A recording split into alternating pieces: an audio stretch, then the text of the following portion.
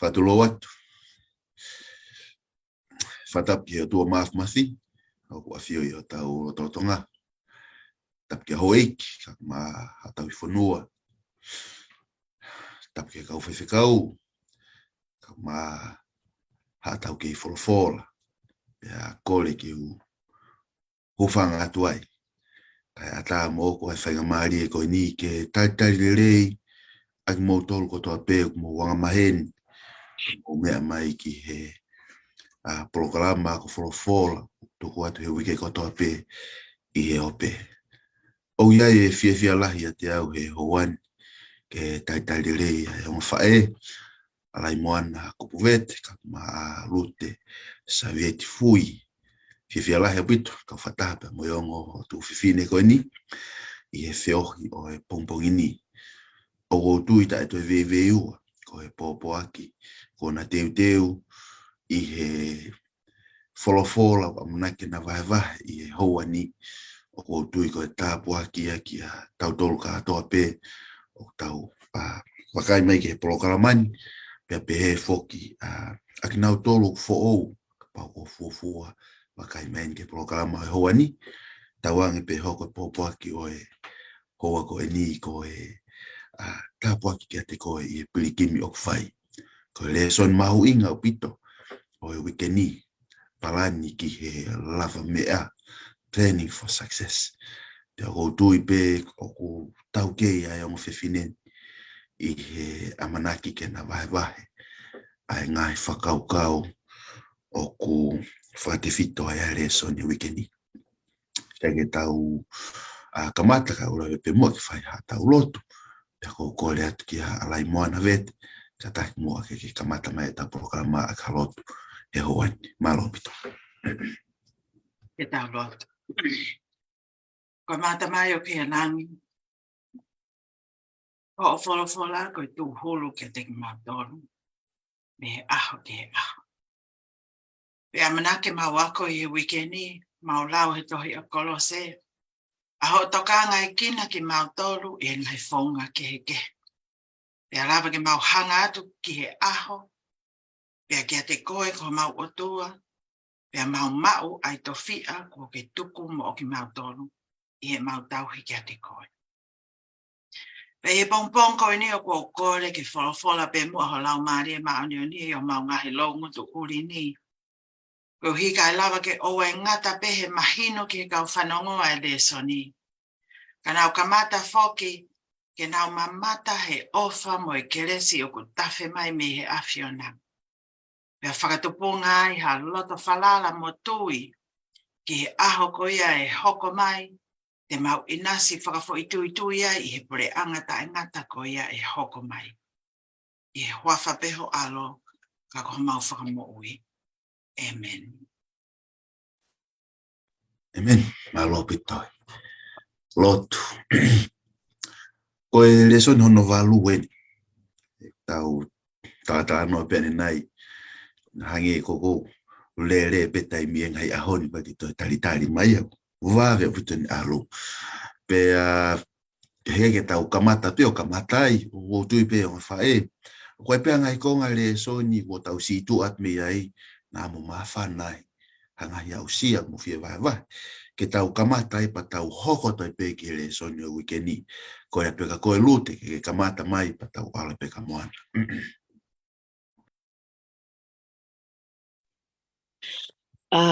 Ki mua peke hoko atu o ko fie whawhetai peke e kia whainga maali o kumba.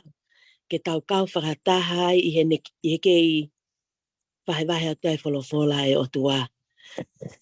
Ki konga si pene e paku whawhetai ai mo oi. Koe kai ke tau whaalea he leso ne kuata ko e ni hanga o kai ke ngata pe he ngahi o mai ke tau ilo i ka kono ako i e tau mo ui. He ka pana ha leso ni te o haki me he leso ni te o he kuata kātoa pe, sofa kātoa pe. Ka koe leso no ni mana ne la ve i au. Hange ha leso ni koe ki he practical o ke mo ui.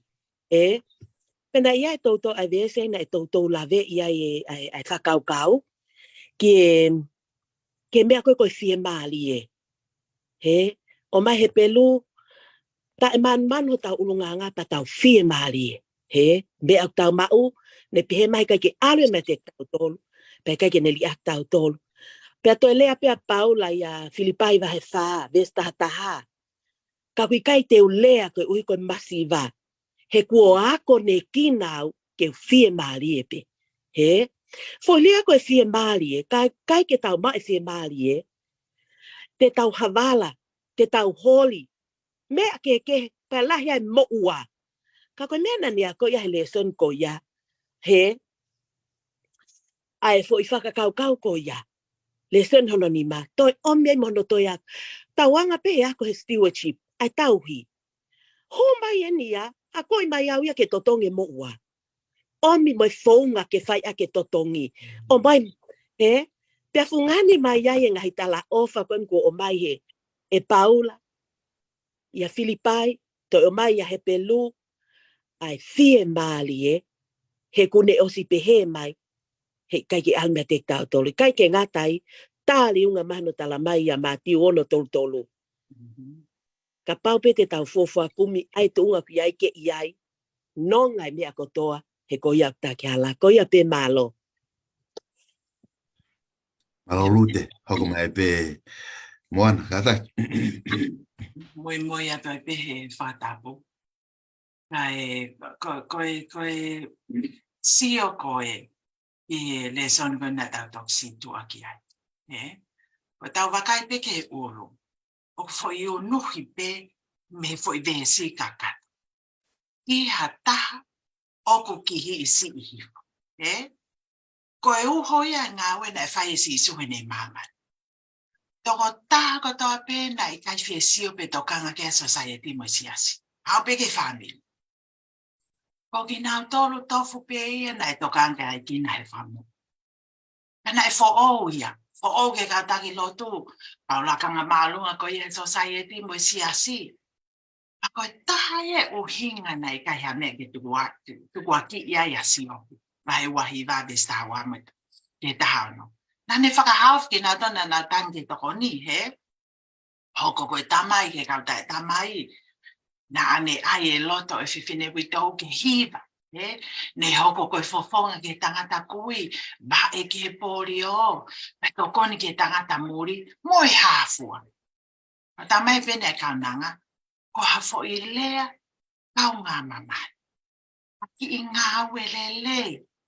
Tene hiki hake haka venga mama whakmawhasi aha umata. E whanonga a. Na koe fo i lea ko toa pe. Mui ngāu e ko toa pe whai. Whake lau maari e taisi o kita he. Tai me lahi ko au. Ko te tuu ko he mama. Ko he whuke kau homeless. Nau kore kore. O ku raki momo e whakau kau aku. Ko he haha mea tene whai ake ia se ni ko te oange. Pe alu e whakatau sigareti. Au tamai ia heni. Ko ake lau maari e taisi o kita. O te ke toi whinga atu koe ke ilo koe ne mea whai ake se ni. Ko ho o fōaki. Ko e whakafonga ia e ofa akalaisi. Ke whahinga ko ia e tangata una more he angaha. Pa koe wholofola ton mea si su ke tangata mau koloa. Peke sakes. Nana mau koloa whakatau osi. Na fie mau whakatau osi. Ke na whiloa ki mo si su. Pea na whaka anaua whakatau osi.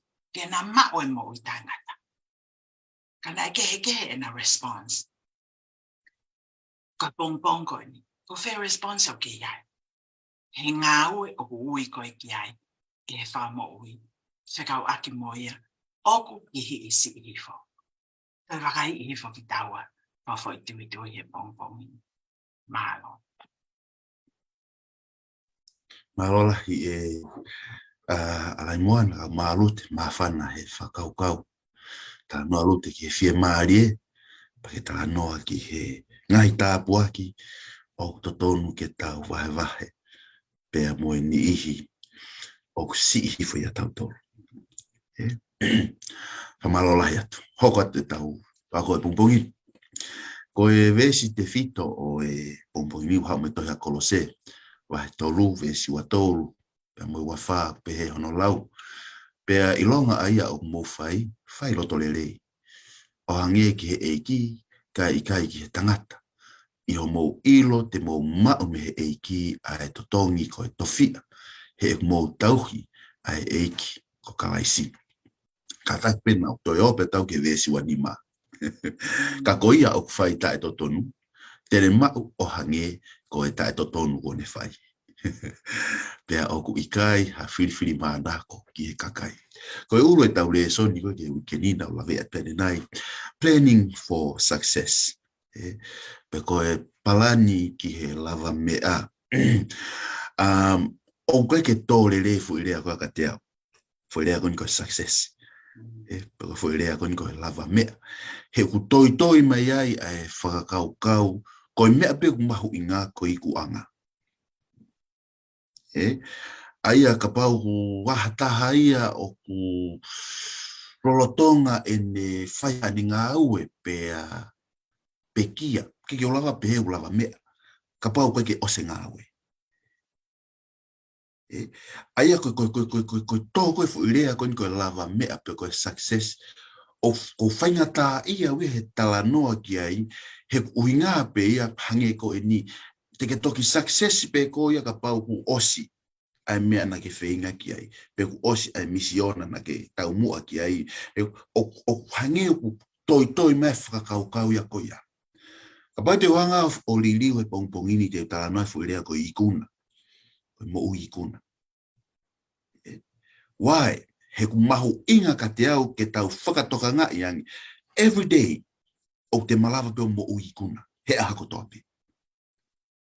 Pau koe ke uhinga i kuna ia te lavai ha misiona ngā aue. Ikai, o uhinga e te i kuna kita he te whai to tonu. Ki mea na ui kita ki ai. Pau kehe ia ai mo ui lava mea. Tau aloi ka whainga mala, tau pehe koe lava mea, tau apply ki he pehe ke tānaki koloa. O sa kia sina e lava mea. Koe tangata tumaria na mui a kalaisina e lava mea. Moha. Tau alu ki he mala o ia ko, o mata itohi. E tau alu ka ha mala o e tau pehe sotia. Koe lakanga, ai alu hake me he private ki he hapea, major pea, kolonolo pea, seniari. O tau nofo tator whakau ki he lava mea, koe tuunga, ki he tuunga.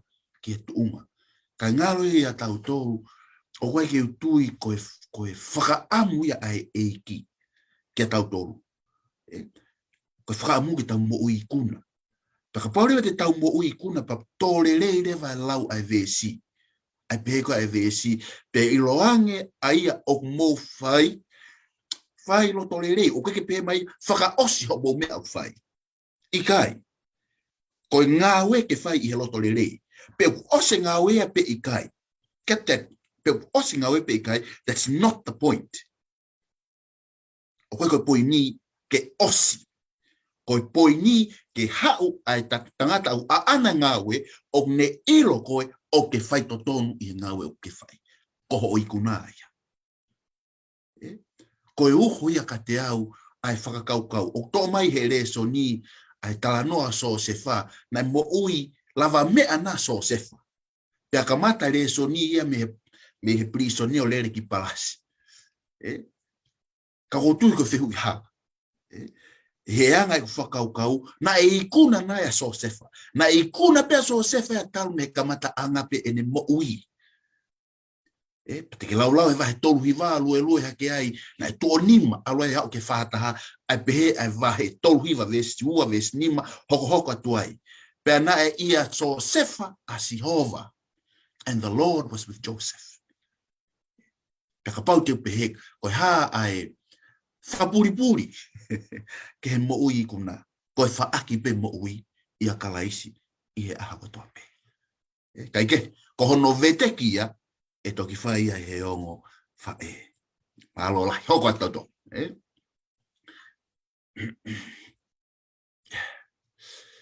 Kada klute. Tala noa mai nge ki he whiri a se kope pe mo e tokanga ke mua ai mea au totonu ke mua. First things first. Alo. Malo e mau whainga maali e, pe hange pe koe whakalea na e o mai menua Ka ke wilo pe ka hame nau. Ka oe o mai e fo i ka venga ko e ni. Ka ko whawhetai pe ke eki, hange ko e talateu ko ke o mai. He, ke haue ai o na i loi o kei whaka māto ato pe ai ngā we. He, ko e mea nau whakau kau koe ki ai. Ai e mea o mo a ke mo o mo. Ko pe he, ko taim ko toa piuk tau o whatau maha ki i mea, pe ko ki i toi. He, o osi o maha no lisi ke mo o mo a. Ai mea ko e, fotu o e ki he, fotu. He ka pau kai ke ai e mea ko mo o mo a. Maha ko lele pe paskalau ngana pe rak aho. He, ko kai ko ke alu ko ke whakai no, ke o mai e si kalu ai ke mea ko ai ki ai. He pehe mai whahi no instruction ni. Ko e, ko mea ulua ki e, ai e ki he. Ko e wa e aluha ke ki he. Toki ai lewa e, ai va e he. Pau sia ko ke he ka venga ko ni hono o mai. Ki mo ko ke tau lave ki ai. Taim ko matu o tu ai tangata. He talavou ki hono whatunga. Matu o tua, ko hau e whakakaukau whakapoto ki ai. Ka mata lewa ke ne whakakaukau, o wea mea kai, o wea vala, wea pila ke totong. He? Pako o mai lewa e fo i vesi, koe huko asisu, koe ne malanga, koe mounga. Matiu vahe o no vesi tolu. He? Ka mou fuafua kumi, ai pule anga o tua mo ene maa oni, pea e whakalahi ake ngahi me an kotoa pe, kia tek mou tolu. He? Ai e me aku mo o mua, ki mo ko ke tau ala tato ka se kope. Ai e me ai aku mo o mua, ke mo o mua. He kai ke tuha ke e me ako o mai ko whakai no ke mo o mua. Ko e tau manga pe ki tua ngangana pe ai. He? O pe paki pe mo e fili ko e kai ke ai e me aku mo o mua, ke mo o mua. Paku pe he mai lewa. Wai pe mo e amanaki. Ki nau tolu koe o kumatu o tu ange, ka o te kai ke nau foaki e nau mo ui kia sisu. He? I he nau kei talavou o ke iai pe taimi. Iai taimi ke whakahoko hangai fili o kutonu o whekau aki moi mo ui. He? Pea alo newa hoka koe ka se kope. I he ene mo ui, tuunga koe na ene mo ui. Kope he, na e hanga e se kope, neango ngahi mea koto tala noa mo tu ania. He? Kua tau tāri unga mai he osa te kua tau kua osi mo e tau tāri unga ia se kope. Pea kai ke uto e whakabatala atu e au a se kope. He? Hai o tuaka se kope. Ngai mea kotoa, koe ke whakai kui koe ne mo ui. Nai ai e se kope i he ne alu. Nā koe i whihalaki mo e ne whae, pea alu. Alu ko ia, koe homelessi pe.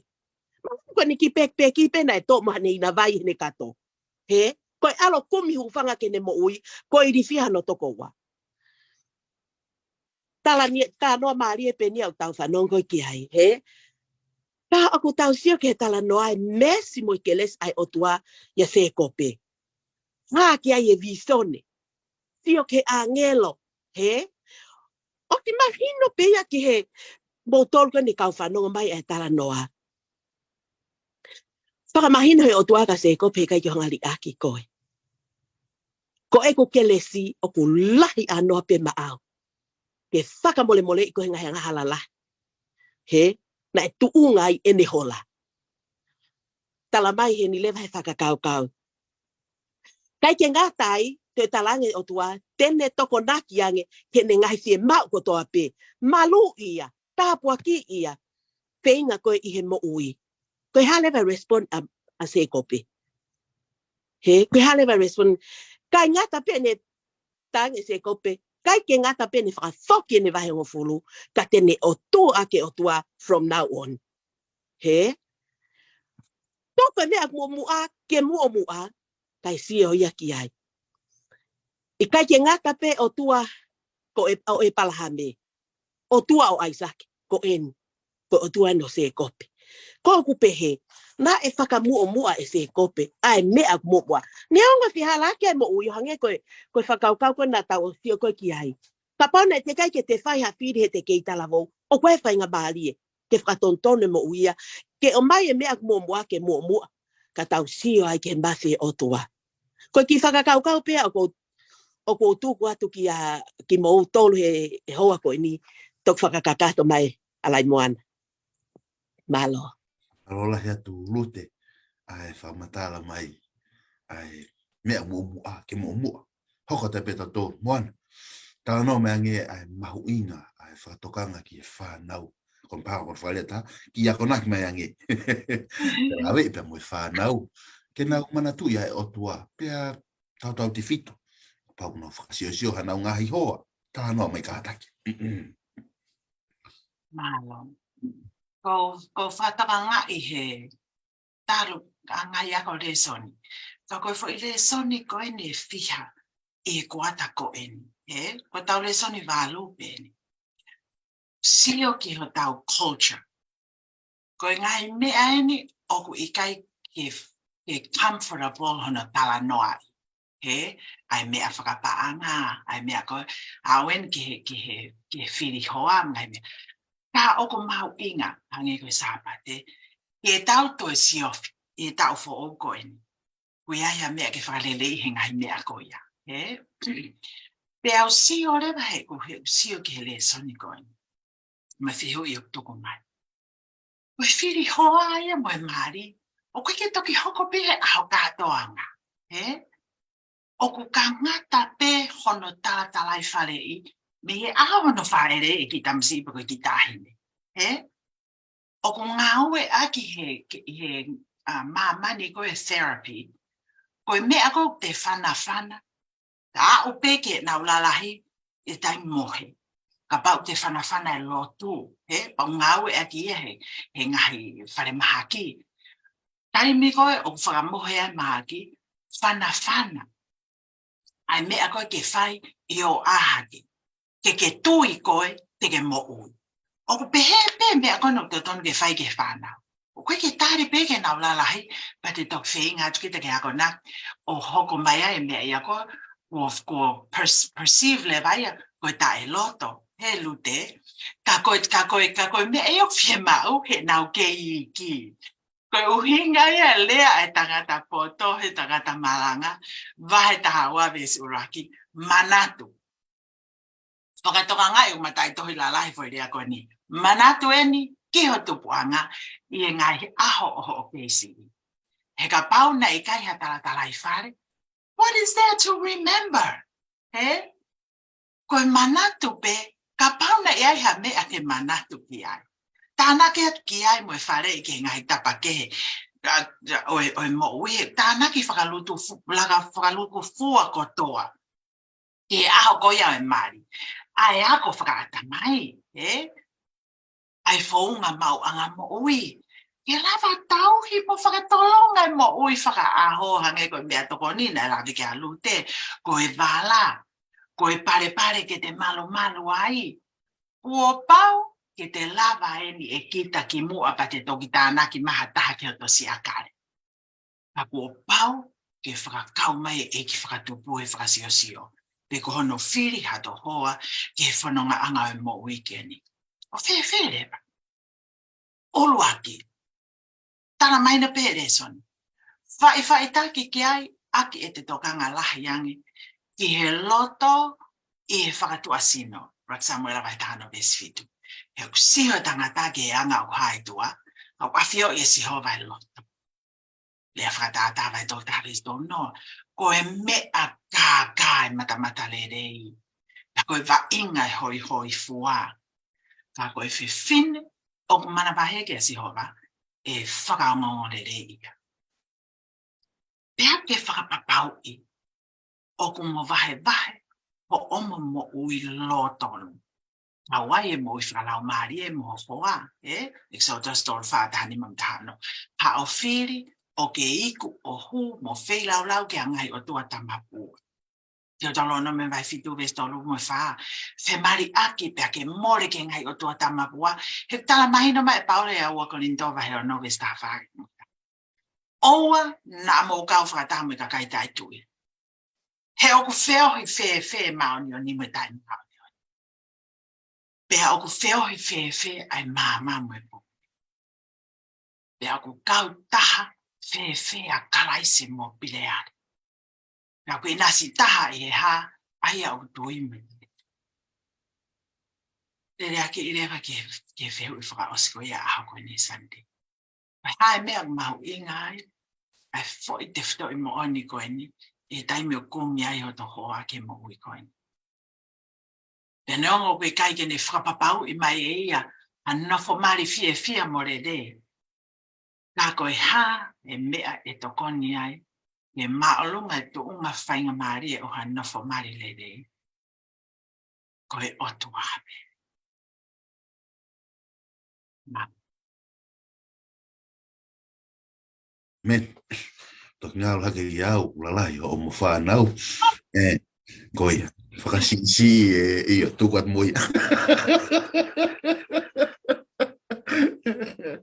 Pamalola ia tia ma whae, hoko atu, malola I moana. Ai, kako na kere. The blessing of work. Pako tāpu aki o ngā we. Moana ka tā noa mange ki he mahu inga o ngā we ki he otua. Pako whalea tā ai mahu inga ia ai otua I ngā we. Wow.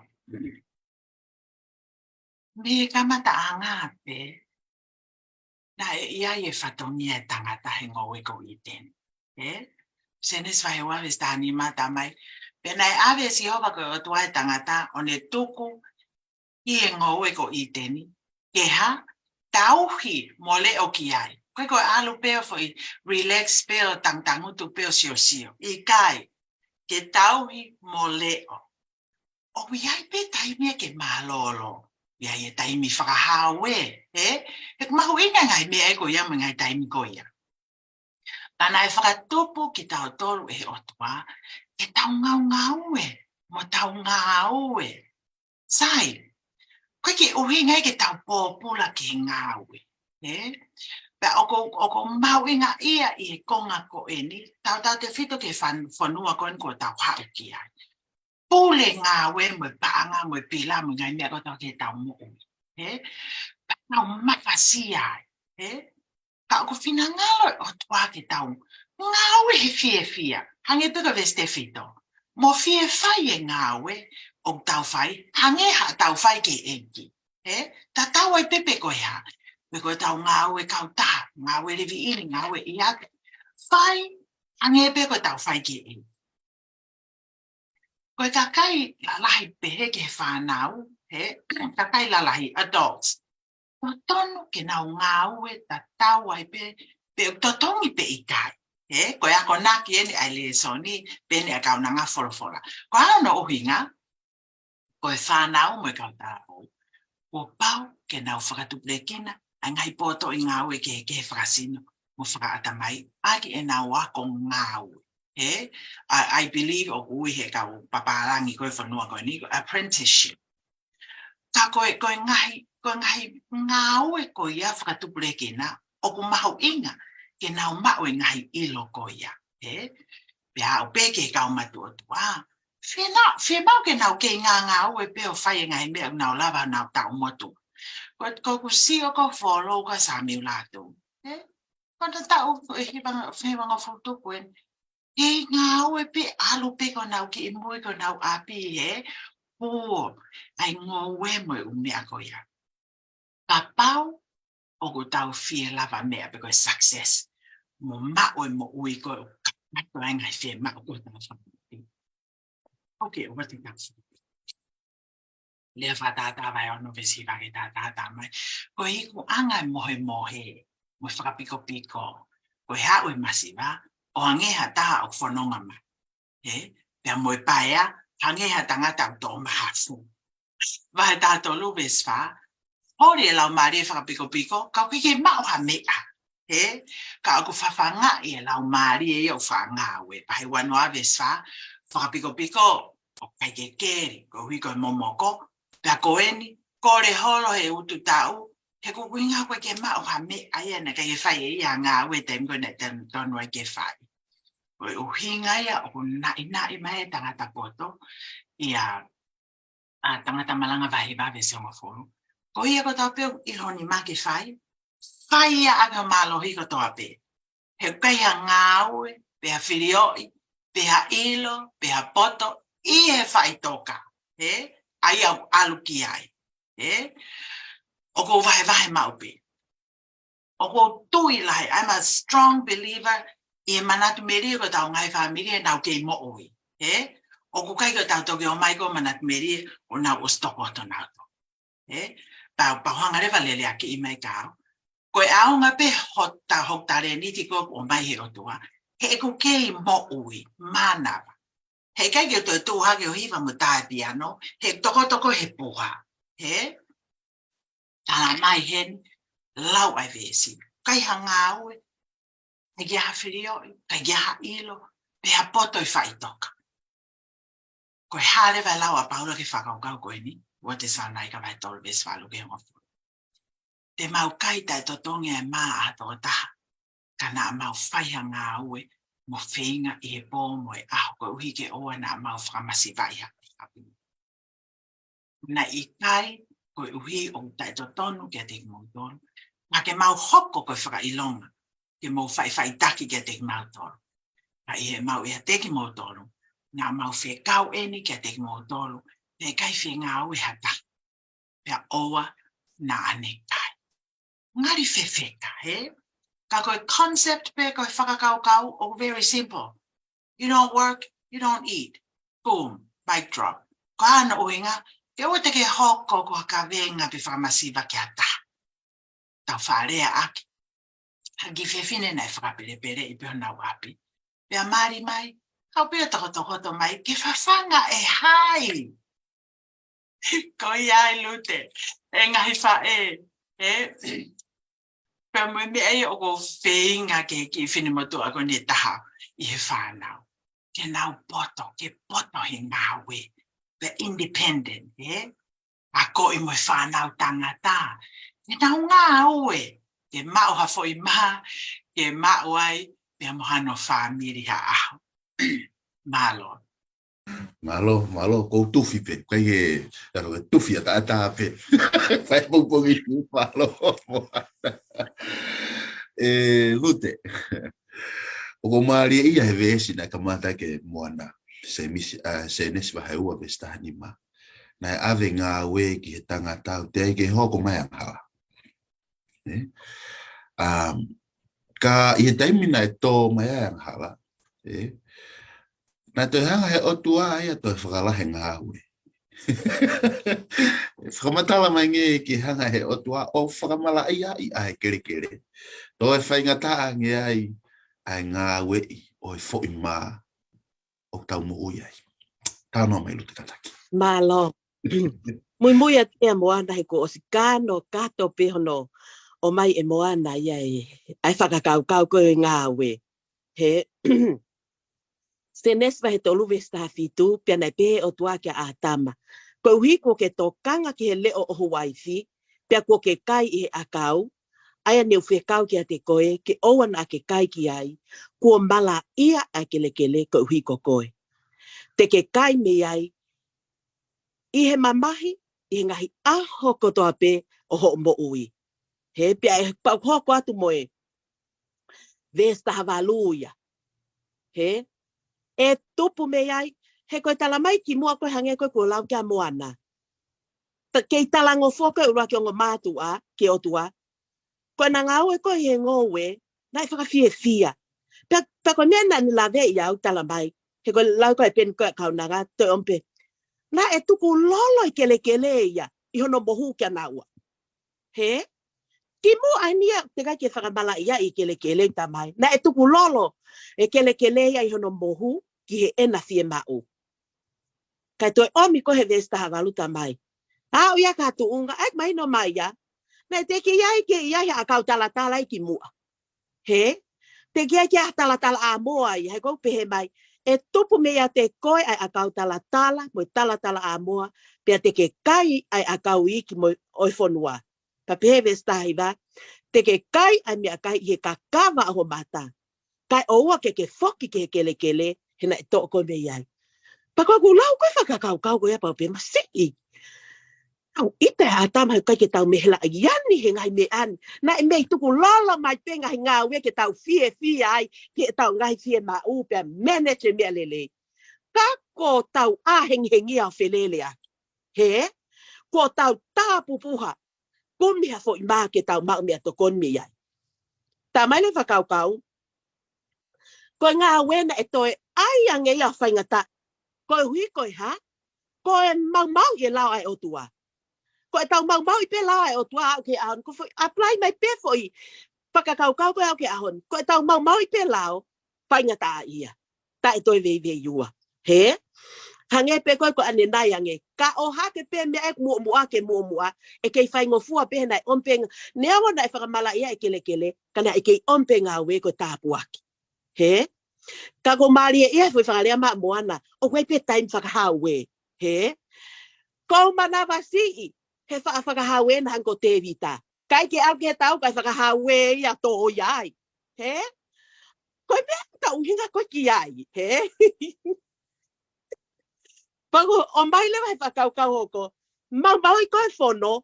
Ngā au e tangata ia. Pe hanga ia mo ene le lei lolotonga. Mo ene le lei tai ngata. Pe hanga i lewa ia. Pea ta mai. Koe kele i he kamata anga. Na ane whakatupu ai le lei ata atape. Ka ko eni. Ko toi whakatupu ma e ai tea. Pea ko enau tupu. O kune toi omi e ai whaingata a hoko. Ki hao whangatupu ko pehe he onga bahatua. Ko hefu. Na e tō mai pe mau me hefu. He? So ke mea koe na e hoko. Ne ongo whakamala ia e kele ke hoko pe koe tāpu wake. Ka aku toi whaingata ange. Hono ngā wei ai fo i maa. O si o mai pe moana e ngahi vesi lahi he whakakau we. Ai, ka pai ke tau ngau e. Ka hema ke tau kai ha tau fo i maa. He? Hange pe koe whakahawe na e whai kia lau. Koe nofo ia e. Whai ngai whakakau. Ke he ia. He? Whakakau ia ke te au ki tau kai ha. He kute se kai ia. Kau ka mai koe ngau. Koe whai ngata ai ai ngā we. I he taimina e. Ka koe fo i tefi tōpe. Koe whai ngata a koe ni koe mau i koe lau ai o tua. Pea apply mai pea ka ki tau tolu i he a koe ni. Ka pau pika ki tau whamomo e o tua. I he tau mo ui. Te tau whakapiko tau tolu. Ka koe mo ui ai o tua he tau mo ui. Te ome konsenis mo ui. He, ke tau alo o ngā ue. Ai koe whakakau pia na e tuku mai i a koe ni. Pia koe o mai koe o lele aki koe ki lalo. Whekau aki koe mo i ngā ue. Ulunganga tau, hau, e hoko koe tāpua ki a te tau tolu. Os lahe uvesa koe iako os whakalau mai ai moana. He, se nesi wa ni mā, taha ni mā. Tangata malanga vahi i vahe songo fulu. Ua te Salonaika vahe tolu vese valu ke hongo fulu. Ai palane o tuaka tau tolu ke tau ngā ue. Ke e tau ngahi resources e tau fie mau. I kai ke ngatai, ka ke ni i ke hefo. He, pahange pe koe whakalau mai koe mea. Ia paula ko he fo i whakakau ko ane nai ange. I he ngāwe. Mau i ngāwe, mene che mea ko ia, fie maari he mea ko kumau koto ni mana te alo ngāwe i. Mua e mea ko mua, tokoni ke au, pe lava leva mene che tokoni ke si i hi fo. He? Ko ngāwe ia. Lea pe ke alea whakatata, tahaua, taha. Koia o ne whaakeli hono potu kele, e maa kona ia i he mea kai. He? Ka koia o mui ke kakai vale, ma si vaia i he ilo. He? Lea whakatata tahaua ua wha, e mau ai pule e ni mai wha ngā aue. Ka e moula loa ki he tuku hau, ai au whaka piko. Lea lahi ai whakakau ko e ni ki he. Ko tā pua ki pēia ngā ue mui whakamala ia e kele. O kua ulawa ke maa pia ku whele ia he wholofola. Ai whakakau mahu inga ko e ni. Hange pe koe kua mai ko ane naiangi e moana. Kau kai ke ngā ue, kai toton ki te kai ki ta wha ima.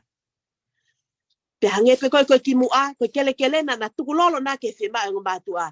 Ka i he taimi koe na e mau ia e lao ai o tua. To e whaingata ange. Whaingata ange kai ke ngata pe i hena whianga ngai mo ena lelei koe ni. Ka koe lelei koe o mo ui ka hoko mai. Koe a pe ai whakau tukatu malo. Malo lahi e lute ka maa moan. Ko te lawe ai pe kai ke te whaha mohe o a tā sāpa te. Whai ki tūki o lunga whaha ki ai.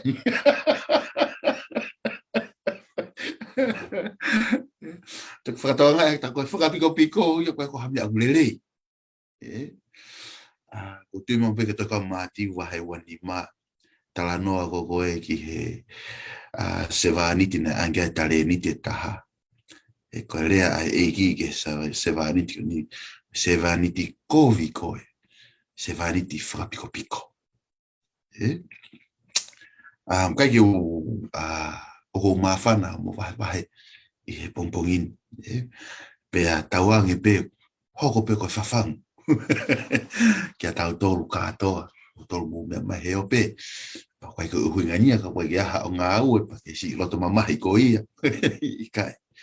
Koe whawhangu pe ke tau tolu, ke tau manatu. O ko maria lute vesi na ke lau. Na whakamala ia e kere koe uhi ko koe. Tau whaato o be whakaukau koe a pe he koe unga koe anga hala. Ka o tui pe mana te ki i taha ia te whakaukau. Ka pauna e kai ke whakamala ia e kere. Tau koe angi tau tori e so toma mo komola he ahoni. Ka taimna e whakamatala i koe he tohia sene sia so toma mo komola na e mahu ai kere o hangi e pe koe ngoe o i teni. Ko ngā whoko whaingata. Ka pauna tau alponga ai whai hoa pe ta. Kua toi whai hoa ia. Waru he aho ke tau whakaware i tau hita tō tēvita. Te ngai leo ngau eo tau whaingata ke tau hela. Koe ospe ngau e malo bea mai ki ap tokoto e uru ke mo e ngā mohe. Hawa te mu hangahi ang hala ke he whia. Whamao lahi atu lute ta mo moana vai. Hoko atu. Moana. O tau talanoa en tata lute. Tau talanoa en the earning years. Ko ngā maho ka ngahi tau en tau lawa ai o whai ai tānaki. Talanoa mangi ki mahu inga o lewa i le rei ai paanga i he nofo whakawhamiri. Pa ko mamari pe he pongpongini o ngawha e ko mautoro fu kakai tangata mau pehepe ko mautoro mau lewa i ai nofo. E ko fo i loi lo ataha maria. Aku mau foi ulu pega aku mau ka singahi hoa ai una fai no leva i whakapaanga holo ai no fo. Tāna mai lute ka taki. Malo. He ko ngai ka venga mahu inga ngai lesson ko nyuk tawa ko me ai. Ko manatu pe he kamataanga mai ngai lesson ni ai pe ko lesson ni ma. Nai pe he hange ha fratotolo nai pe ko e savea. O iloi ko pesete whanau e mau e family.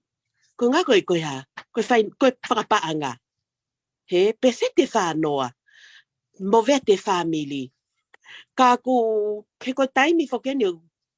Ko whaikonga koe ni o mai ai. O ta mai. Hange koe na tau wakai ki ai. Koe tau mua e o tua ke whahinga e tangata. Ke ngā ue. Koe ta whaaki e taha. He. Koe ta whaaki e taha. O e tau mo ui. Ai ngahi tau o ngā we. O whakafuafua koe tau e whanoa loloa ngā we. Kia kakai toko lahi, koe fo i taimi eni o haki ai e whanau, mo a koi, pia koe taimi a whakahoko ai whakatau api. He ngai me ala lahi fo i tau e whanoa loloa koe ia. Pau tau pepe hepe maa koe fo i tau ia ospa retire koe kakai. He, retire kakai. Ko nai ke taimi na nau ngā ue ai. Pia oska patala mai. Maha koe ngahi tau ia whakatau ai ngahi api. Ako e whanau. Fie mau whakapaanga. Koe fo i taimi pele ngesien. Ko ue lolotonga whenga. Ke nau ngā ue whakataha e family. Pia koe mea mipa ko toa pe family o koe nau ngahi alea pau. He, ka e lava ia ke hoko e kulukia. Kulukia whakapaanga. Ke ni hanga mau ia nofo mali i he tuunga ko e ni. Pea ta mai leva. Pea o ku hoko mau pe ia. Ko ngai family, ai aku kau whakataha e ongo whaha i he alea pau whakaristian. Pea au nau whelo toi ke mui ki ai. Ka aku omi leva he whakakau e vesi koe ni ia uraki Timote vahe nima vese valu. Tala mai. Ka pau, o i kai ki toko naki e ha toko taha ki hono kai ngā. Pea ki a teki nau tolu i hono whale, ko si aki e ia ai lotu, pe lahi hake ne kovi a ana, ia te ia o kuta e lotu. Ko lea fefeka eni. Ko lea fefeka tuen ai whakatokanga e otua, ki he kawe inga ko eni. He?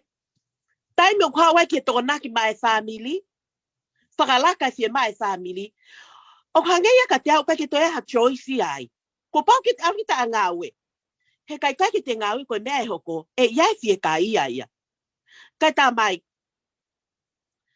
ia lolotonga ko ia, e iai pe ngai whakatamaki. He, mahalo koe huhaka ai puke, eksiteni, mate. He koe feila koe ke ngawe, oku te toi koviangi kita ia he tae lotu. Au pe he koe whakapiko koe ngawe, oku te koviangi koe la Timote. Ka pau kai ki hatahai toko naki hono kāinga, pia te nau tonu, i hono whare, ko si aki e ia ai lotu. Lea peki ai mo lea whatata, wahe taha whaave se watolu. O kuai hono aunga e ngā ue koto ape, ka koe whaalea koe longutu. O ku tupu e masiva. Nai ome e moana e fo i vese tahi o was Thessalonica. Ka pau i kai fie ngā ue hataha, pe aua nā kāia. Toi kovia ngeia i he kuonga koe ni. Lahiange po tala noa ia kai ki o kume ngā ue. Koe nu lea peki a lea whatata. Pe anga fie leva. Ha mea ke lewa i ka pau kai ke o iau ngā ue. Ka koe fo i whehu i matu a ki mahu inga. He, hono lewa i lelei ai paha ngā i he nofo mali. He koe teka i kai koe di ustala mai. Pese te whanoa.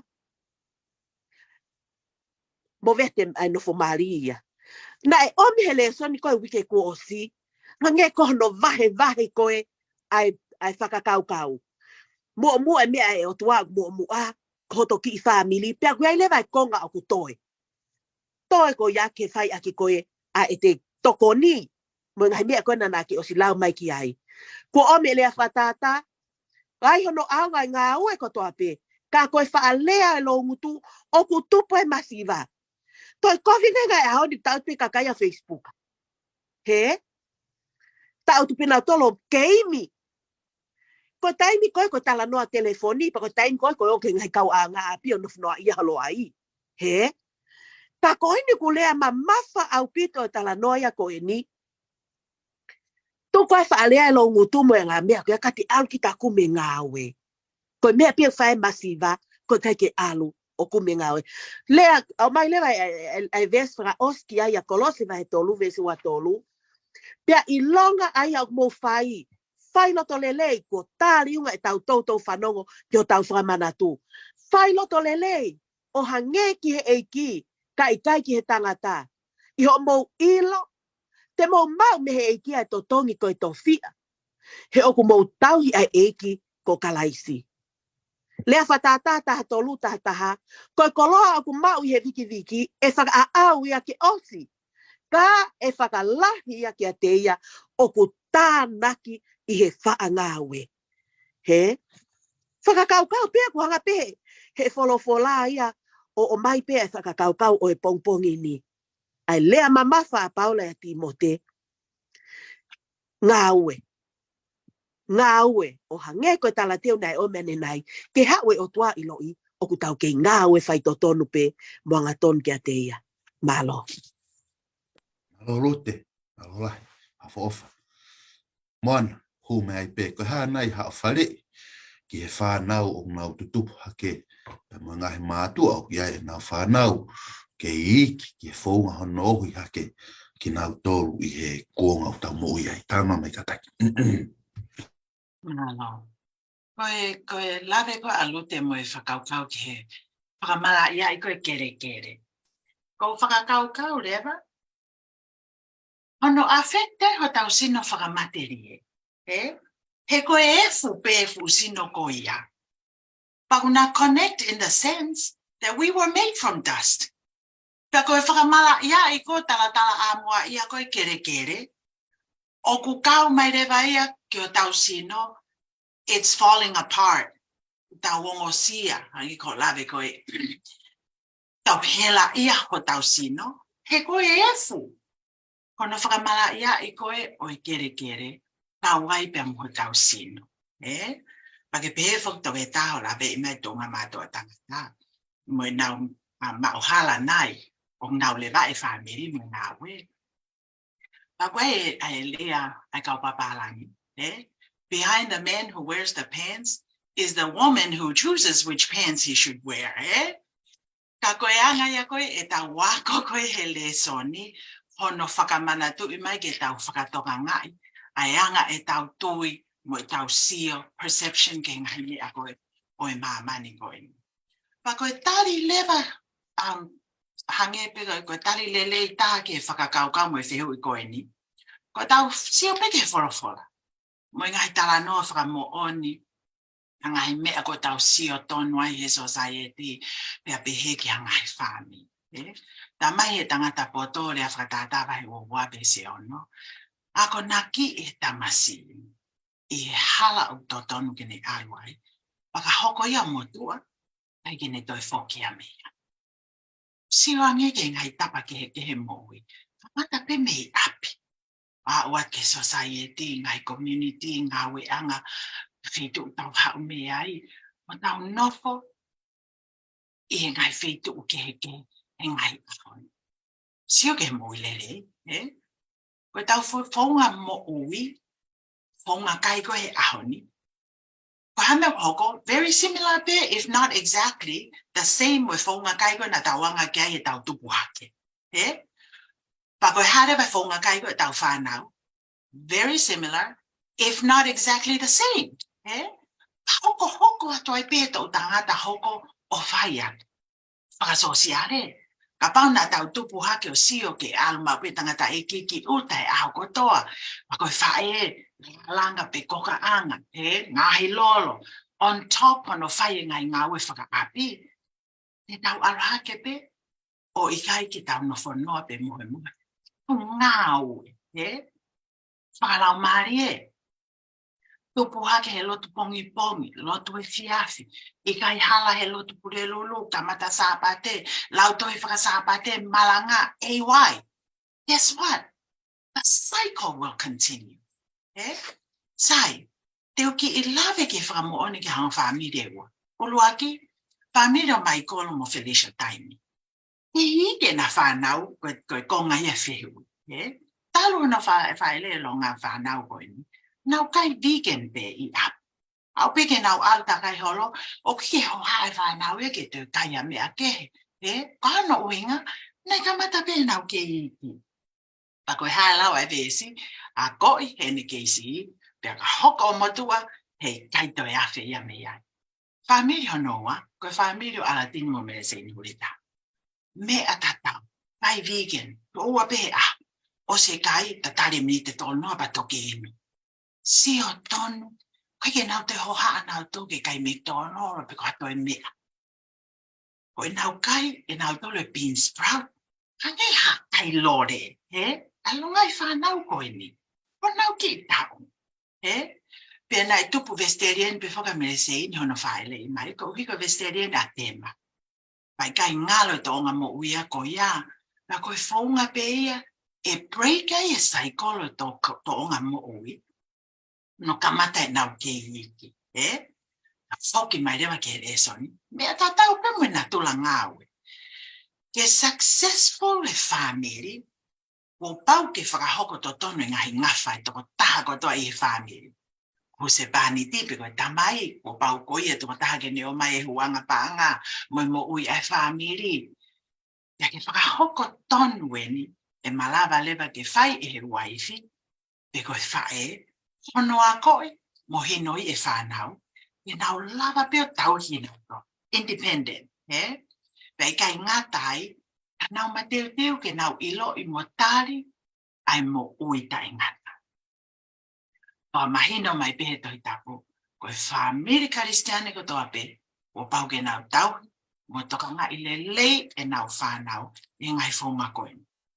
Whakawhainga maria I a api, mo whonga whakaristiane, e nau lata, A ko I ke nau tau ke nau wha ngā aue, whai fia ngā aue ko tau tuka nau tau. Whakapapau I o nau wako lere, I e ako whakaatamai. Ke nau lava mo ue whainga society pite nau nofoi.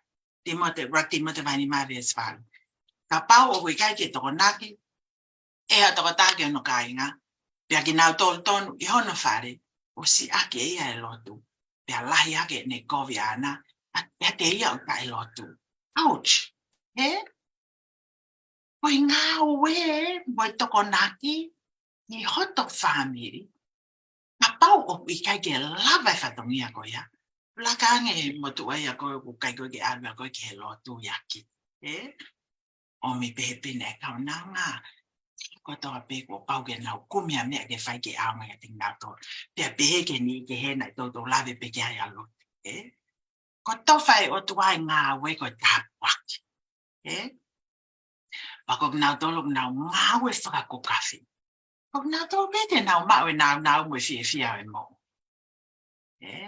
ako lahi ngai vesi ya ko fa na ko to fi me si ho va sa me te wa fi to stolu ko ia ngai matu ko tau tolu ko eni ko tau hoko ko matu as long as we do our part ke tau fa wa ata Cristiani up lotu fa family ma o lotu ma ko ia pe fa sa sai to tonu e vai o fulu me mea o fa ako e fa nau ke nau fie ngau to koni hono ako I nau dol fa ata pa te nau la lahia ka fai e nau fie pa pau ka fie o ka ke ton fie o hala ka ko ke ilo pau na ke fai ho le taha and commit them to God in the fai e ano lidi fa kau be ma Alola, moana ka malut, ai akonaki, fai ai petu fi, alola. Tano mange ki kakai na hoko na mo ui ko e ta puaki ki kakai na ngawe ki ai, ka ha tau le son nu tau ako me ai. Moana kata tano mai. sai ko o ui e o tua e ne whanau. Kia tu unga maalunga. I he ngāwe, pia mai mo ui ko eni.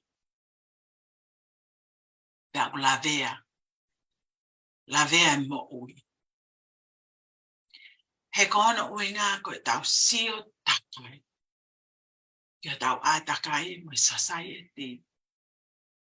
Ko tō lalo. Me a kotoa pe. Awa e tu unga whakangāwe. Ang tala mai e sila mai e vai tō ngā pesto tō. He koe ni ai fuakawa ai e te uwhai mo e whare o Isleri. O ka hiri anga e ngahi aho ko ia pēsi ho. Te u ai e whanau ki hanau loto. Pia te u tohi I hanau lau maari e. Pia te u hoko ko hanau o tua. Pia e hoko aki nau tōru ko hoko kaka. Pia taimia o fie maulahi tahai ai lau ai tangata poto. Ia lea whakatata wahi ua vesi waki. O le lei hake. Ai whiri ki hingoa aku hongongo le lei. I he whiri ke kolola. Pia le lei hake ke ofeina. I he mau ai siri pāmu I koura. Tau mai paula ia kolose vai tolu. E koe tau behesia. I longa ia mou whai. E toi whamana tu pēlu. Whai loto le lei o hange ke ki. Hei kai ke tangata. O whepeo te ngāwe ai. Snape ngāwe o ta whai.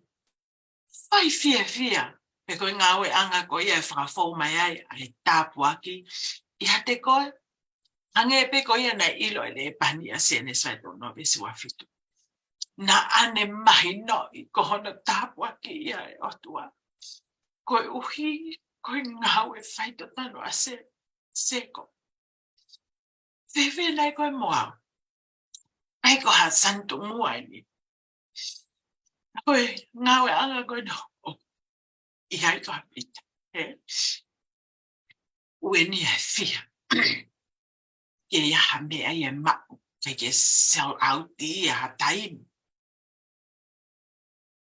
Ta talo ai hu pako ilo o ku whakataka e ona pa mo office o lo e office ai sell out ma pe fitu ko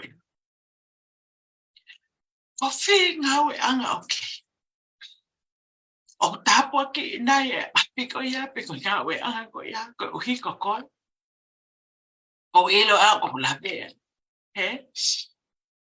he o malo whakamala i e whaitu e o te ngau e ki tana te whangau e ko hinga ko pita. Mana mai heni a se nese mai tolu i vane se waki keni. Koe whakamo onye ni ta. Kamata pe koe pōpura a sa sefa. Na lawe kia e toke ta.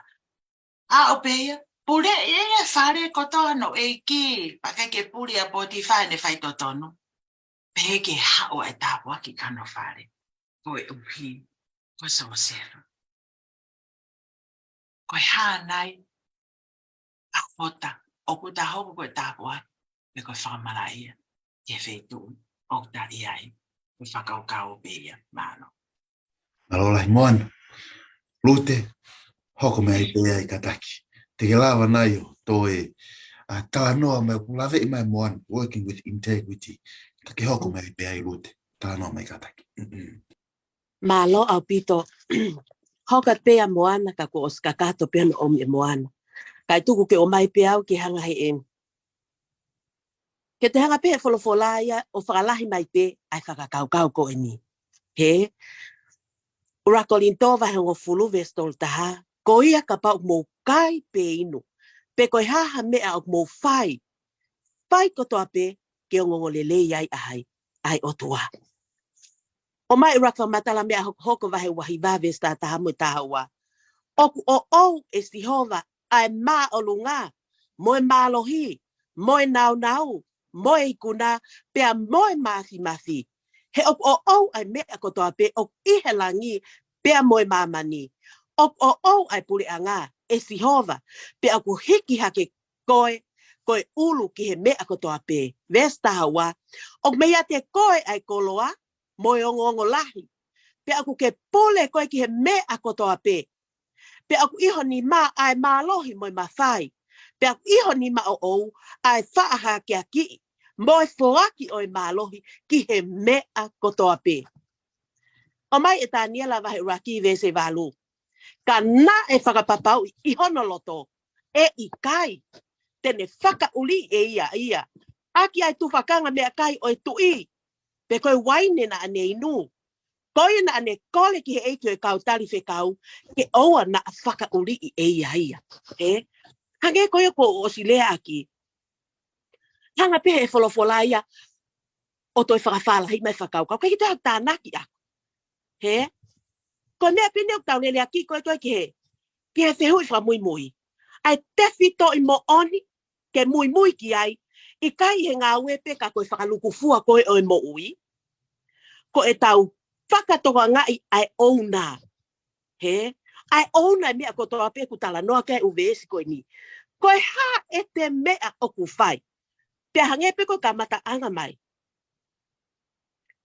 Ka pau te tau ai pe mea mo'omua ke mo'omua e tonu lewa hoko. Tai milai tau lea ke mo'omua. Mo'omua e, pa koe tau toonga mo'oi o kui lalo ia. He koe ni kulea mo'on mai ke fo i tefi koe principolo koe ni, kai te ngata pehe ngā ue anga. Ka koe whakaluku fua e mo'oi, koe ni kua tala noa ke kai. O mai te, o toi omi te e māti uono tolu. Ka pau te tau fuafua kum ke o nā. Ko haina ni o mai hivi ke tau ngā ue aki. Ko haina ni o me mānawa. Taim lau tau wha ngā ue pa tau pe tau tolu mea pe a aku. Te hanga ia mue lau ai wholofola. Sa me watol ulo aki. Ka pau e hoka Sihova ko tau hi ea. Ka ke tau masiva. Taimi lahi, o ko waifa a muna i hoku loto. He koe mea ia o ko loto mau aki pesi. Ai sa me watol ulo aki. Te au wha pehanke o tua malu i hoku loto. Ke owana ia taimi, ko he hema, o aluha ke mea ko ngawe aki hoko ko hoku tauhi. Kai tuku e o nāia. Kai ke ngā tai, he ko hema e sa me ua wha vese ulu aki. O Sihova e whanua kotoa pe. Mahono mohu o ia. a mamani moki na tol o nofo iai. He, koe hahata, koe haki taua. Ko taua koe kau tau ki pe hono o mai. Pa ko fia whaka osi a ki pe hono o mai aem. Same ni manoa vesta hawa, o pe mai, ka pau te fia kaya, e kai te tala e au ki a te koe. He, he kai te tala ki a te koe, he oku a aku a mamani, mohono mohu o ia. Kai pe ko lawa ngai folofola koe ni, o ko manatu ke fo hiva koe o pehe, o ku lahi o ku o tua. Mohu wivi, pea mo malohi, ka i kai ke a mea tene tae malawa. Mo unga a ana, tele a ana, fo i mamani koe ni o kute, i hono au fini mape. Koe he hange koe whakaukau koe ni whaatalahi atu. Koe aipe au na sipia ki hono tuunga, pe toki tonu leva, ai hoko ia mo unga. Koe ia pe malo. Alola, yo fae mahino, au pita pe whafofa. Tau ala te peke konga whakaosi, rute, kamata mai karaki. Tā noa mange ki he maho inga, o e nofu mao ki he folofola ma o nya iki. Malo.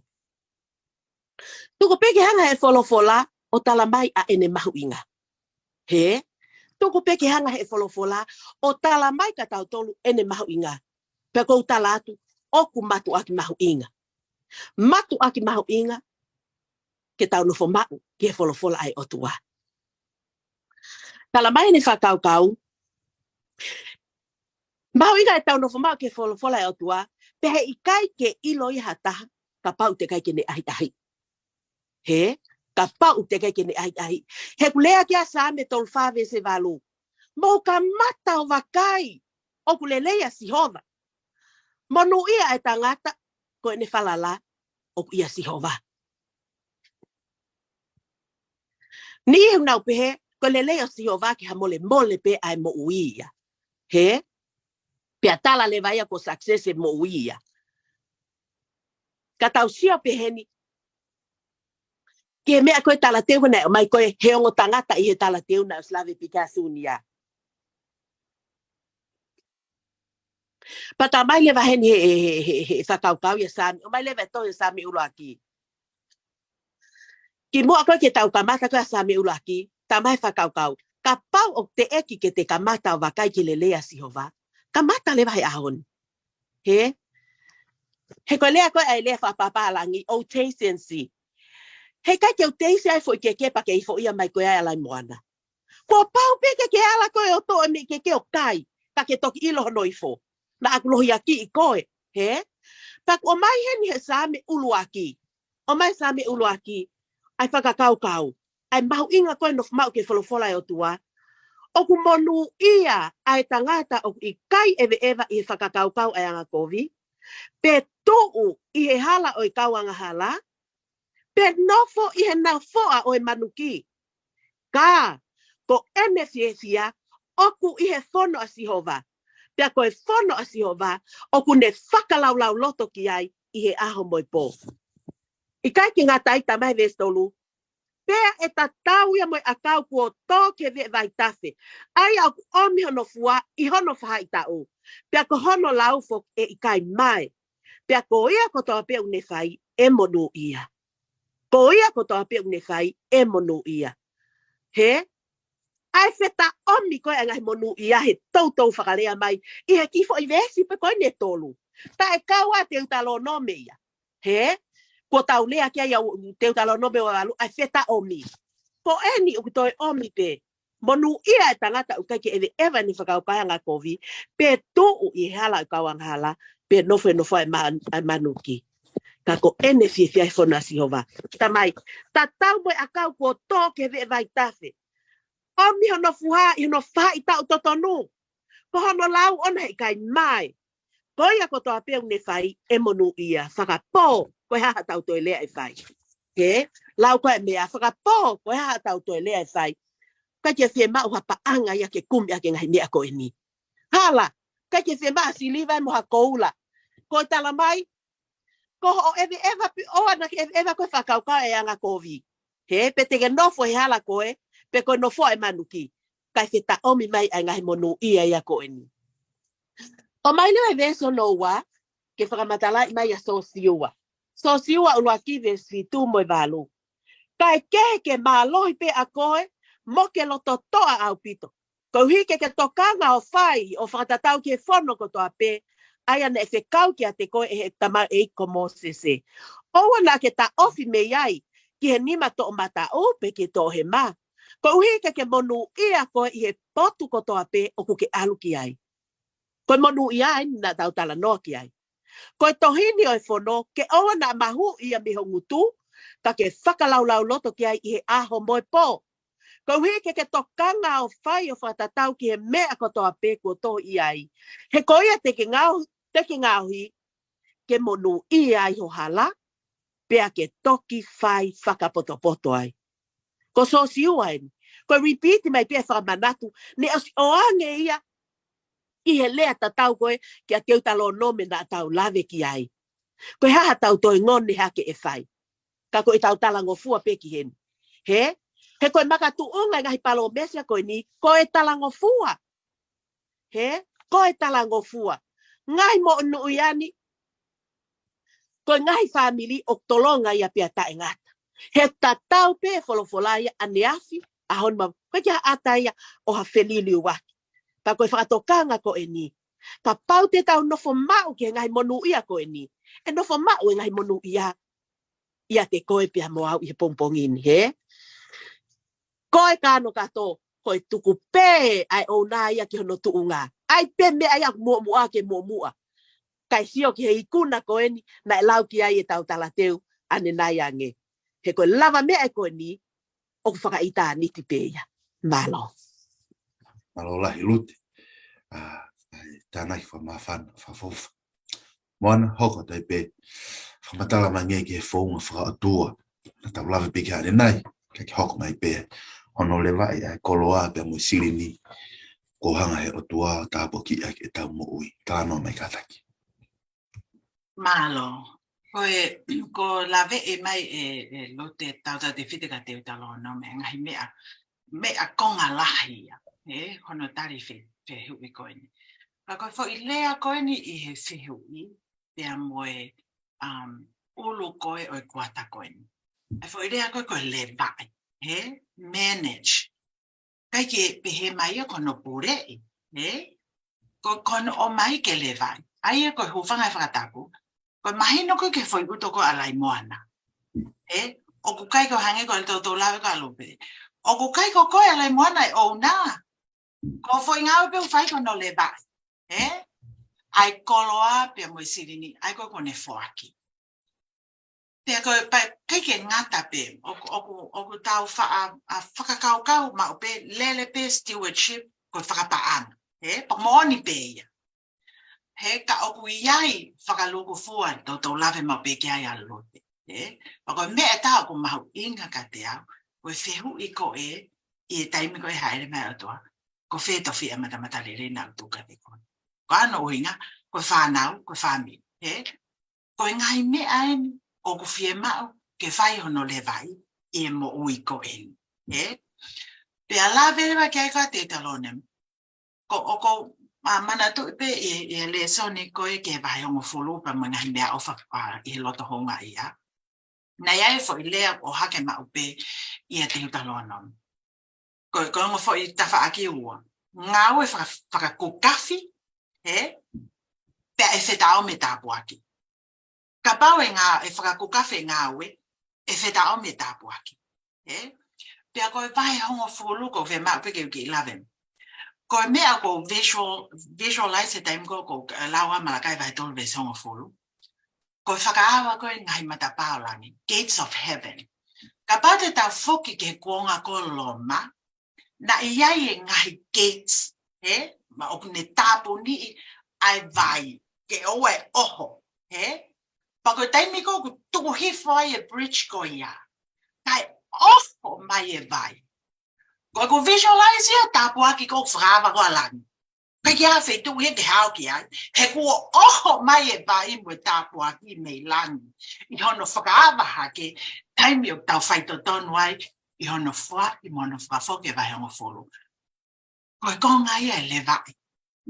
ai koloa ko ia ko foaki mai ka te tauto he pa ta foki le ke lesson ko to vai ka ma tike tika ia mama ni tai mimi he ui ka palangi ko ka gurus he hono tau hi mo le vai pa anga pe ta mai ke pe mo pe he ko money management Kako o si tala haton mai pe o tua whatokanga mai o tua ne folfola. Mono ia e tangata o I kai ke ewe e whakaukawa e anga kovi, pe to o I hala e kawanga hala, pe nofo I nofo o e manuki. E anga whewhe lewa e tau ai e te whito I mo oni koe ni, e tau ngahi mea whakapahanga. He? Ako lahi ngahi beesi o ko mai he leson. O ta mai he lea whatata vai tolu ves ni make valu. Whalala ki a sihova ake o lo toko toa pe o na ki whaake o poto o he? Tuangi ki poto alai moa nahe koe vare kuai ke o tua. Whakaongongo kia te ia I ho halako tope, pe whakatonu tonu e ia ho ngai alu a. O na ke pehe I ho mata o ke poto. Ke mana wahe kia sihova. Pe ta foki me he kovi. E hoko ia koe mo ui ke o pito, mo e uho ki o ngahi hui. It can't go any deeper than that. Eh? Koe whakaiki e ni lewa, mo I ngahi mea tala mai, koe aka whakatohi tapu eni ke ne lewa I ngahi mea whakapaha. Eh? Ulu aki, ai ke mau mo maa opo opo, fo I whao pe koha parani, ke mea kotoa pe. Mo e anga no whakamore ke se ni tiko toa pe uhu mai, eh?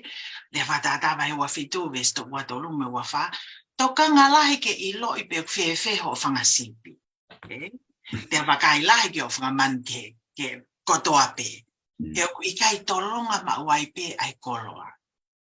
Lahi ngai whamiri, nau me mo ui pe, ui e kau palangi paycheck to paycheck. Eh? Ko ne hau pe whai koe, o te gea mai fo isi ke o sia I e pila he aia o fie ma u leva ha fo I palani pe fo tu ke paanga o mai mea ke whakamore ki ai pe ko haki I pona e na ngau ake ka fine e ke time koe ia he mau pe ki fo I whakapona o i ai pe whanki ko ini he ko taimi koe whai ena e lave mau pe alu te ki ai ai to tone vai ongo fulu ko whakaukau o whakaukau ke vai ongo fulu na kai ke pehe mai angi ko ui paanga ko u funga waka ke he ta ki le family ko e tamana ko pese pe ongo fulu ko foi paanga pe pe au mau ko foi paanga pe ongo fulu ko foi paanga ongo fulu pe mau foi paanga pe ta ke whakafoki o simple straightforward fair ai o tua tau hui koe ki ai. He, pa koe taimi ko tonu ai. Nai lawe ke alu te ane nai. Tonu te vai ongo fulu, alu mo ngai mea ofa, totongi mo ngai mea koe he whaka o tua totongi mo ua. Pa iai rewa peki I toe ngai, ke te whaki ke ni ihi ke. Pa isi I rewa, ai stress koe mo ui. He? Tika wā, ai ke si I ange, lau koe ka alu te fie mari e mea uma. Si ange ho whakamore, he mea mau mai. Le whatata vai tahani ma vestano. Le hake, ai mea si I, moe mana mahe ke a si hova. I e koloa lahi, o kua umoe kovi, ma umoe kovi.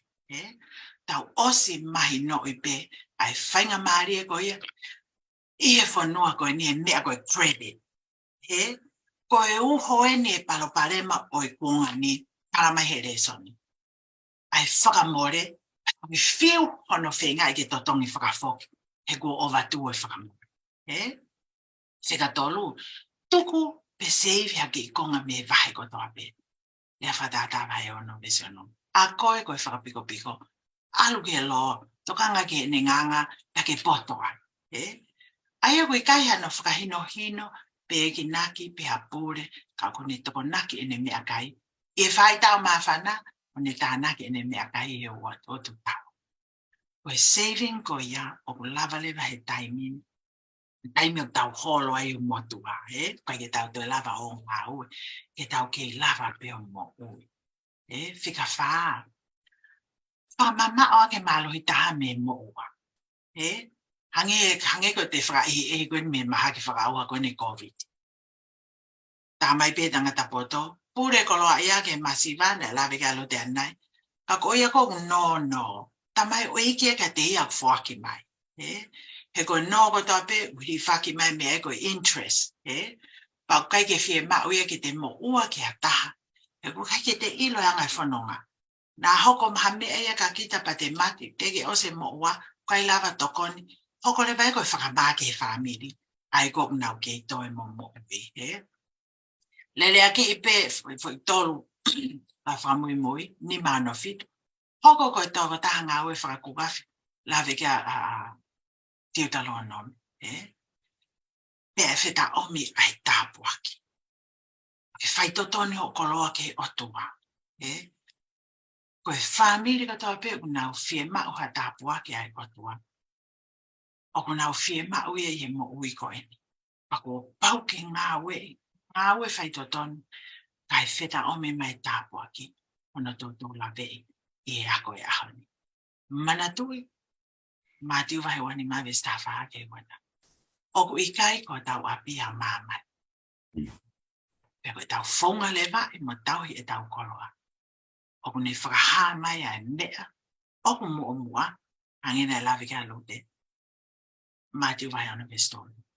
Mo mahu inga, ia teki tau tonu. Ka whakau pe ia kumpongkoi.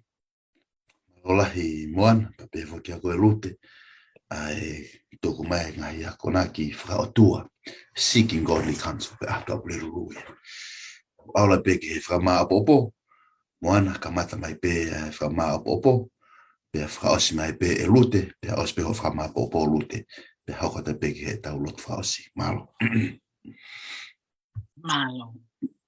Koe, kai whake tau lava e tau tolo o whaka mā opo, ai whakakau loloto mo mau inga le soni koe. Pako tui peku tau os lave i kotoa pe ai uho mo i kakano i le soni. Na ke lave mai kia he tala teo. Ai fo ilea koe success. Te koe lava mea. I e sio ai society mo tangata. Kai ke osie mea oku te kamata, kapate te marolo, te ke ausia, ai gold koe na te he. A koe whakahoko whaitotonu e whatongia ko tuka te koe. Ngau e ko tuka te koe. Pe koe whanau, pe koe ngau e, pe koe whaanga. Ange koe ves te fito. Ke ha ere mai o tua, o kune ilo pane ma o koe moa, o kuta lolo tonga whai whakakukafi, mo whaitotono e mea kune tuku mai ke te tau. He koe ni. Lolo tonga e tau tāna ki mo fotu e tau koloa he la. Oku ke iai pe ngau ke tau whai e mamani ko ni tau mo kuia. Haimita tau pe, o pau ke tau ilo i mo mai noi. Koe otua, oku a ana mea kotoa pe he mamani. Aina lawe ke a lute. Koe ra ne whakatupu. Koe a toka taha pe wei ne to tonu. E kotoa fo i mamani. I taua, koe fo i tau ki pe, fo i lewa i pe. Ako eni. Kone tuku mai fo i whalala fo i trust ko ia. E koe mo au. It's a privilege. Oku to tonu ki ta honga ia. Ie o toa universi ko eni. Na e fola pepe a hoko. Kene o mai e fo i whalala ko ia. E ta levai. O whakatatau pe, mwene whakahino. Koe kene anga pe tuku mai peke te piuhano whengai. I te mai no i pe whewhi. Osi o mai pe whakahino hino. Mai ngai whiu i o tuku mai e le soni whikau aku me fo i lea. Mo i whakakau ko ia lava me ape ko successful. Neo ngō ko kehe ia e whakauhinga e whorofora. Mo i whakauhinga e mamani. Tau sio peke soni baptaiso. Lava ni ngai ngā we mo. Ka koe hano i ko anga, tō sano ulu. Hano uhinga, koe foi ulu nganga mo i flio i whakariaria pe whiwhine tōta. More ne mo ui. How is that deemed successful? Nge pe ko lave to beta. Oku i kai koe lava mea ko hoto i ko a. He koe sio ai tangata ko iku anga whamamai. Hangi koe ki successful. But that's not the end. O kui iai e pong toi tu ui au tau amanake a koe ki ai. E toi tu uaka sione. O claim mo mau ene koloa na tāna ki mu fua tu ukoi lang. Hallelujah. Koe amanaki whakamono i ai. O koe kai koe ngata angangana. Whewhe ki nau tolu. Koe maamani. Koe ki nau tui o tua nau tolu. Kai tu unai koloa mui paanga.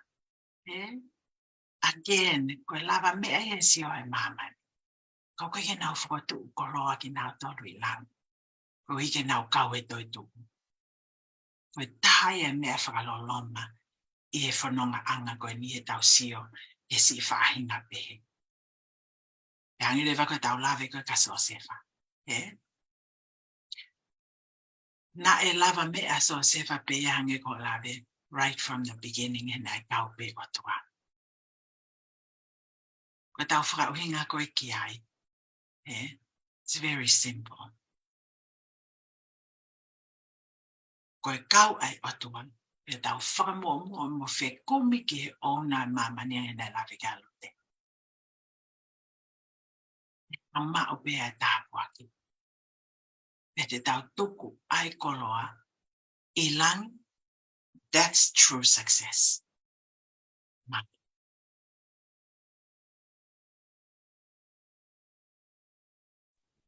Malo, man, hok mai pelo. Malo. O si kakato pe wha maapopo no bai moana. Koe ki konga si pe nia ko lawe atu ai. He, ko ki tau tolu koe ai kau tau hi, ko mai o na si pe.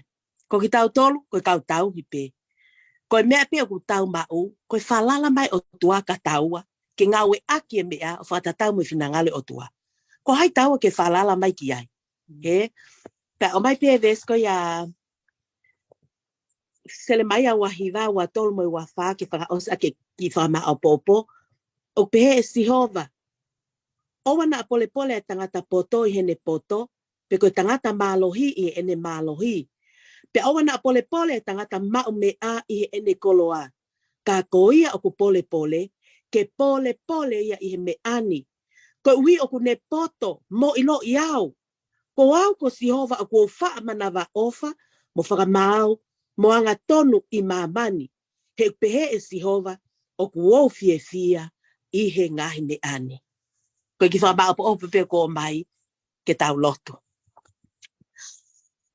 Mau whakawheta i ki a te koe ta mai, ko ho mau tala me wholofola mo ui, mo mālohi mo māsila e awhiona. Koe mau lotu pe a hange ko mau tala me he tangata tohi sa me. Ke hanga moha lau maria o whakaa ue wholofola. Ke hu loto e wholofola. O i kai ke ngata pe ho mau loto, kako ki nau tolu, o nau tukutaimi, ki nau whanongo ke polo kalama koe ni.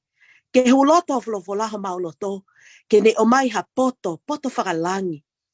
Moha loto o kuta e kākā. Hange ko mau tala mea mai ka wahe o nove se walu. Ko ki o sanga e koe e iki o whakaha mai ki he tangata ai au totonu ke nau whai. Pa koe haho o mea o amanaki mai ka ki mau tolu. Ke mau whai totonu, loto ki he ofa, pia mau a ewa moe a fiona i he anga vai vai.